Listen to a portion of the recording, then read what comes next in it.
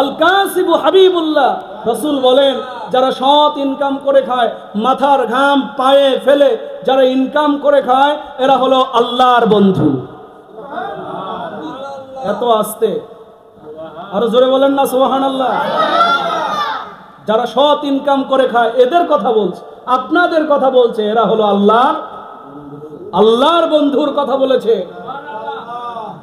দুনিয়ার কোনো রাজা বাদশার বন্ধু নয়, দুনিয়ার কোনো সরকারের বন্ধু নয়, দুনিয়ার কোনো এমপি মন্ত্রীর বন্ধু নয়। এদের কথা বলেছে যারা সৎ ইনকাম করে খায়, আল কাসিবু হাবিবুল্লাহ, এরাই হলো আল্লাহর। গরিবরা বেহেশতে যাবে ধনীদের 500 বছর আগে। সুবহানাল্লাহ বলতেও কৃপণতা করেন। 500 বছর আগে গরিবরা ধনীদের 500 বছর আগে জান্নাতে প্রবেশ করবে। বলেন যে কেন করবে? এই কথাটা বলে শেষ করবো ইনশাআল্লাহ।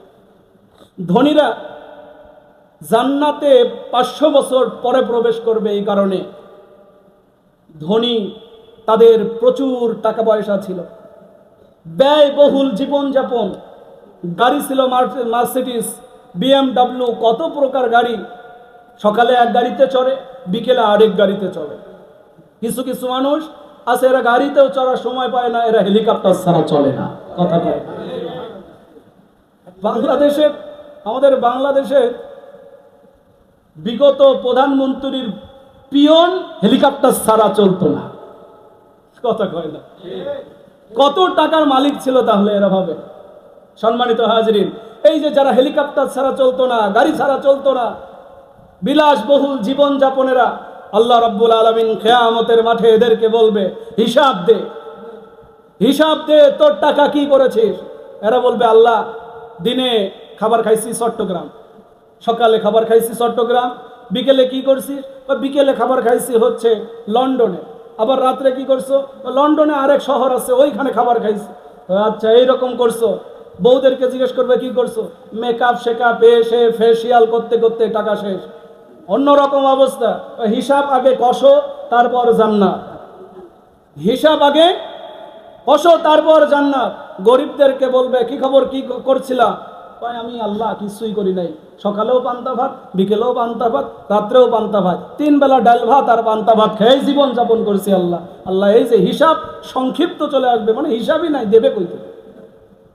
হিসাবে নাই, দেবে কই থেকে? একটা উদাহরণ দিলেই বুঝবেন সম্মানিত হাজিরিন, একটা উদাহরণ, ছোট্ট উদাহরণ দিলেই বুঝবেন। এক লোক রাজা তার মেয়েকে বিয়ে দেবে, রাজা তার মেয়েকে বিয়ে দেবে। ছেলে যেগুলা দেখতে আসে, তার মেয়েকে দেখতে আসে পাত্র, একটা ঘর আছে, সেই ঘরের মধ্যে আপ্যায়ন করে, মিনিমাম 50 থেকে 60 প্রকার খাবার তাদেরকে খাওয়ায়। ওরাই খাবার খেয়ে মেয়ে দেখে। এই রকম করতে করতে প্রত্যেকটা ছেলেকে ওই রুমে পাঠায়, সব 50-60 প্রকার খাবার এরা খায়, আর মেয়েটা দেখে চলে আসে।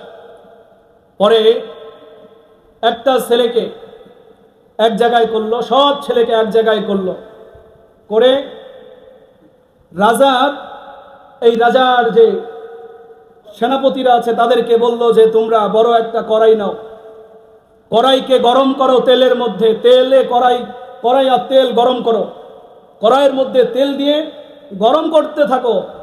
ছেলেদেরকে এক জায়গায় করা হলো, 60-70 জন ছেলে রাজার মেয়েকে যারা দেখতে এসেছে বলল যে শোনো, তোমরা তো আমার মেয়েকে বিয়ে করবা, আমার মেয়েকে তো তোমরা বিয়ে করবা, ওই যে গেস্ট রুমে গিয়ে তোমরা কি কি খাবার খাইছো ওই খাবারগুলো ওই কড়াইয়ে উঠবা, ওই কড়াইয়ে উঠে এক পা দিয়ে খাবারগুলো কি কি খাইছো খাবা, এই খাবারগুলো বর্ণনা করে হিসাব দিয়ে তারপর লাভ দিবা।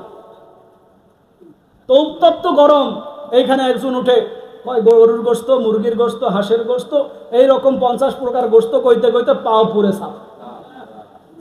প্রত্যেকটা যুবকের পা পুড়ছে। আরেকটা যুবক সুন্দর এ করছে কি, গেস্ট রুমে ঢুকছে, খাবার শুধু খাইছে ডাল ভাত দিয়ে। কি খেয়েছে? শুধু ডাল ভাত খাইছে। শেষে চলে আসলো, বলো যে তুমি তোমার হিসাব দাও, কি কি খাবার খাইছো। ও কড়াইয়ে উঠছে, উঠে কয় ডাল ভাত মার ঝাপ। ডাল ভাত কইছে কি? কয় ডাল আর ভাত, বলে মার ঝাপ। আমার মেয়ের জন্য এই ছেলেই হলো পারফেক্ট। তার মানে খাবার যত কম খাবেন, হিসাব তত কম দেওয়া লাগবে। গরিবরা এই রকম ডাল আর ভাত বলে একবারে জান্নাতের মধ্যে লাভ দিবে, ধনীরা হিসাব দিতে দিতে এদের অবস্থা খারাপ। কথা বলে ঠিক কি? সম্মানিত হাজরিন, তাই আসুন শ্রমিকের ন্যায্য অধিকার দিতে হবে। আমরা যারা শ্রমিক আছি, শ্রমিকের ঘাম শুকানোর আগে এদের মজুরি পরিশোধ করা আমাদের ইমানি দায়িত্ব। কথা বলেন ঠিক কিনা? আসুন আমরা শ্রমিকের ঘাম শুকানোর আগে তার ন্যায্য মজুরি, তার ন্যায্য পাওনা পরিশোধ করি ইনশাআল্লাহ। ওয়া মা আলাইনা ইল্লাল বালাগ। আসসালামু আলাইকুম ওয়া রাহমাতুল্লাহি ওয়া বারাকাতুহু।